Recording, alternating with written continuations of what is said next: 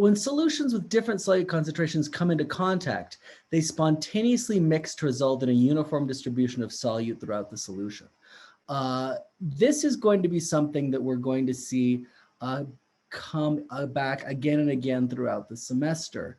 We're not really going to get into all of the complete details until we look at thermodynamics and look at thermodynamics with more rigor near the end of the semester. But you know, for example, if you have pure H2O on one side of a partition and you have salt water on the other, you remove the partition, the salt will diffuse throughout the system until it's uniform concentration.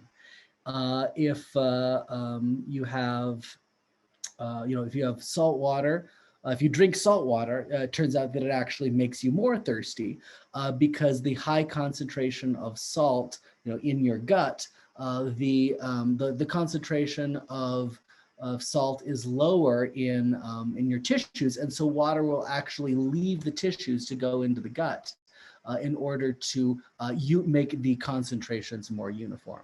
So generally, we've seen that physical systems tend towards lower potential energy.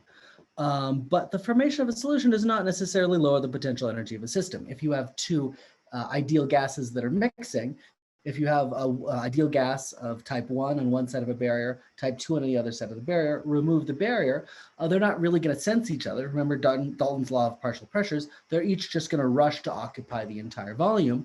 And now you have a solution of both gases that are completely mixed. So there's nothing, they're ideal gases. They don't interact. There's no energetics of interaction driving that. So when two gases, the gas is mixed because the system becomes more stable by the increase in entropy.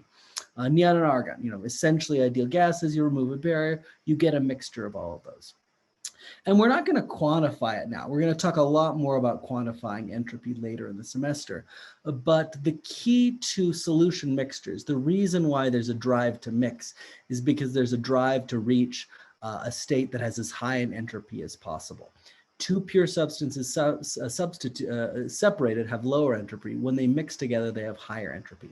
So that driving force is always there. And it's simply a random, you know, if things simply move to occupy all the space they have, they will, by necessity, make the system more uniform in concentration. So entropy, it's a measure of the energy dispersal in the system. Energy is a spontaneous drive to spread out over as large a volume as it is allowed. Energy and mass in general. So by gas expanding to fill the container, the gas's kinetic energy is dispersed over a larger volume.